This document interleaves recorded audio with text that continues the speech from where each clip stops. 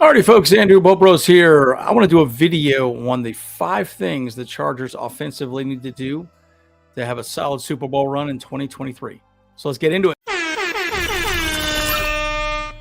Bull Bros! All right, guys, as always, like and subscribe if you do enjoy the content. We are the Bull Bros. I'm Andrew. Again, we talk about all things Chargers. By the way, happy 4th of July. Get out there, enjoy your community. Go catch a parade. Go watch some fireworks. It's a lot of fun. So let's talk about the Chargers, right? I want to get into some of the things that they need to do to really be better offensively. Now, big thing that I want to talk about specifically is this man right here, right? Our boy, Kellen Moore. Kellen Moore is going to be our savior. Now, I'm going to take a little bit of a unique approach. You guys know I do not like Joe Lombardi, but I want to show the good and the bad from last season and how I think Kellen Moore is going to do a better job with Justin Herbert. Why I think he'll do a better job with Justin Herbert. I want to review some stats from the Chargers, the Cowboys, and it's going to be a lot of information. So I really want to get your take on this. I've done quite a bit of research on this, and so I'm trying to mash up as much as I possibly can and have a discussion with you folks and agree or disagree with me on my top 5 things. Well, number 5 is time of possession. You know, we need to maintain the ball. Now, actually, the Chargers actually did a pretty good job with that. We actually were not bad at time of possession. We were actually, I believe 8th in the league. We had the ball for 22 minutes last season, right? And so we did fairly well. We weren't bad, but you know, as I'm going to go through my list, there were some things that we needed to improve on moving forward, obviously. But again, you know, we need to possess the ball a little bit better, right? And again, that's really what this team was built on. Joe Lombardi's offense 100% was built on moving the sticks. But we were a little bit inefficient, you know, with the way that we were able to, you know, specifically do, you know, moving the sticks and being more explosive downfield. That was my biggest problem with the Chargers last season. Now, I don't want to go too deep into that, but I do think that we need to be able to be better at possessing the ball moving forward. And number 4 is establishing a consistent run game. Now, folks, as you know, we were horrible at our run game, right? We did not do well. Our boy Austin Eckler was, you know, solid as usual. You know, I'm so glad he's back this season, right? Again, I think the running game is going to be a little bit interesting seeing, you know, where we stand moving forward. But, you know, let's look at some general numbers on the running game. So if you look at what we did rushing last season, we were 89.6 yards per game rushing. Woo! 30th in the league, folks. 30th in the league. Now, again, the argument can be made, well, we wanted to pass the ball. That's possession, right? We did a lot of checkdowns. I mean, look at Austin Eckler's. I think he had like 120 receptions last season. Absolutely ridiculous. But you look at teams like the Bears, they rushed 177 yards a game, right? I mean, almost double what we rushed, you know, and the Baltimore Ravens, the Falcons, the Giants, Eagles, you know, they just did a really good job of moving the ball on the ground. And that goes back to time of possession, folks, right? Why time of possession? Okay, well, we didn't have a good running game. I think if you have a good running game, you can get your time of possession much better. Now, we all know that that's not what this team is built on. We have Justin Herbert. We want to see Herbo bombs. We did great. Now, again, flip side of that conversation, passing. Folks, we were 3rd in the league in passing, 269 yards per game. In passing. So again, we sold out on the pass. Now, the thing going back to our boy Kellen Moore here, right? And I think this is a big reason why I think, you know, we're going to see Kellen Moore in kind of a different light. Kellen Moore is going to do a good job of really getting Justin Herbert to be a little bit more balanced and moving forward. It's one of the things I've talked quite a bit about. I think Kellen Moore is going to give Justin Herbert the ability to run his offense as he needs to. So he can audible. Let's say they have a running play called. If it looks like, hey, there's solid run defense, there's a lot of people at the line, he could check out and make it a pass play. So I do think he's going to be empowering Justin Herbert to have a little more control of the offense. And so moving into the rushing game, I think you're going to see a lot more zone running and a little less gap running. Joe Lombardi loved gap running schemes, right? So halfback dive right, halfback dive left, A gap, B gaps, basically gap running. I think you're going to see a lot more zone running. The Cowboys did a lot of zone running. And so I think that makes a lot of sense. And Kellen Moore also talked about simplifying the offense and really making it simple for players to be fast and effective. I really do believe he's going to simplify the run game. Every single player, even Austin Eckler, talked quite a bit about that, how he felt like, look, Kellen Moore is going to make it more simple to be effective. And I think that's a big part of what he needs to do moving forward. So I think that's going to help the rushing game. Now, again, the Cowboys were fantastic in rushing, right? If you look at the Cowboys statistically, I believe, let me just pull up the stats here real quick as I'm chatting with you folks. The Cowboys were about 10th in the league, 135 yards rushing, right? And again, look, they got Zeke, Pollard, right? Yeah, they're good. And they do spend a lot of money on their offensive line, right? So their offensive line is very good, but the Chargers were like literally almost dead last, folks. So even if we can get into the hundreds, the 120s, 130s, we don't have to be top, 5. I think we need to just be more balanced. So that's one of the things that I think that Joe Lombardi was really bad at, right? I think he really just relied heavily on Justin Herbert, gave up on the run, had a poor running scheme in general, and it was awful. So again, consistent running game, folks. Consistent. Now, my third is third down conversion rates. Okay. Now, you may be surprised to see this, but we led the league in third down conversions, right? You might say, well, Andrew, why are you bringing this up? Look, at the end of the day, our team last season was all about moving the chains, right? And Kellen Moore talked about there were some good things we did last season that we want to improve on, right? He consistently said there was not a lot of bad things. I've always said this about Kellen Moore. What Kellen Moore is going to do is he's going to take the good from last season, which this is a good point. Folks, we led the league in third down conversion. So again, that's a huge part, right? Now, again, we even improved from 2021. If you look at this, we were at 5.9% in 2021, but now in 2022, we get 6.7%. So some of the things that Joe Lombardi did worked very well. The problem that I've always had with Joe Lombardi, it was not explosive, right? So he never had long down plays, right? Again, we also lost Guyton. We lost a lot of our deep threats. Williams was out. Allen was out. We had a lot of personnel problems that made it difficult for us to really go downfield. Bandy, DeAndre Carter really were not the answer, as we all know.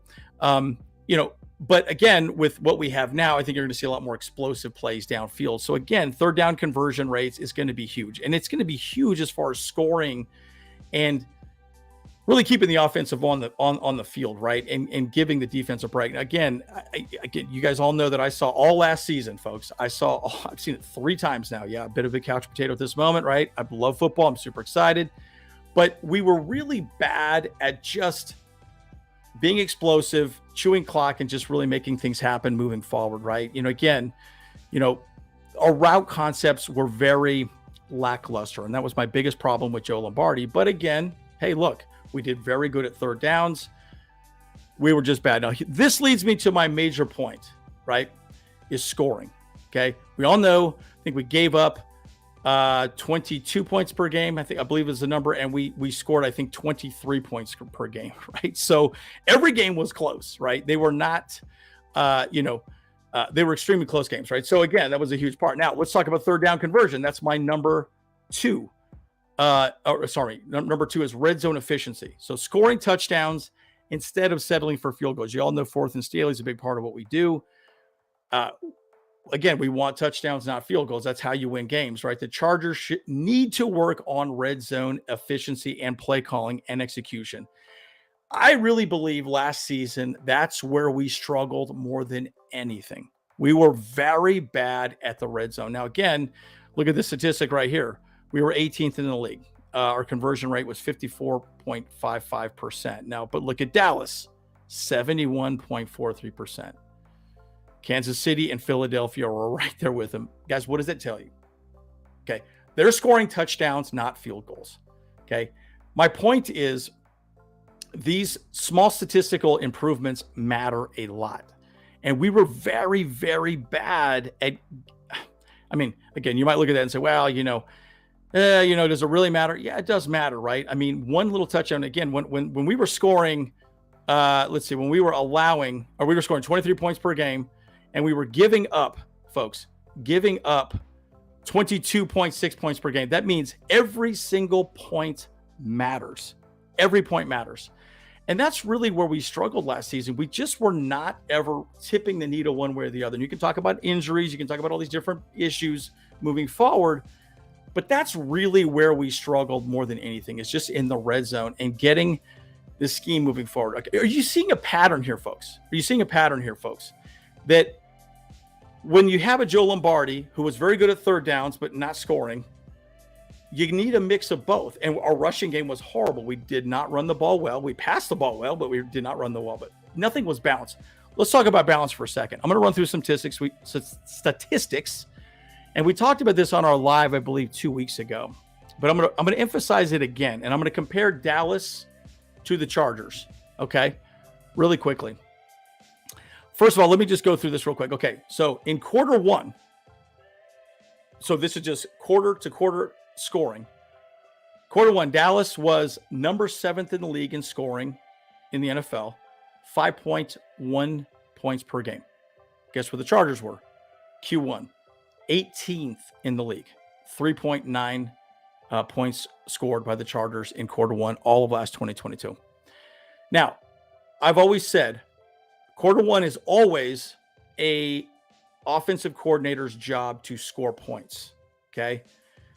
Bottom line, Joe Lombardi did a very bad job of scripting plays to score against their defense. They did a terrible job. Okay, let's look at quarter two. Dallas was 9th in the league, 7.9 points per game. So it actually went up, right? Usually quarter one's a little tight because, the defense has a pretty good idea what the offense is going to do. Guess where the Chargers were? Number 2. Wow. We scored a lot of points in quarter two. If you look at all the games, we always did very well in quarter two. 11.3 points per game for the Chargers. So we're actually better than Dallas in the second quarter. Now let's go to the big elephant in the room. Quarter three. Dallas, number 5 in the league. 6.1 points per game in quarter three. Look at the Chargers.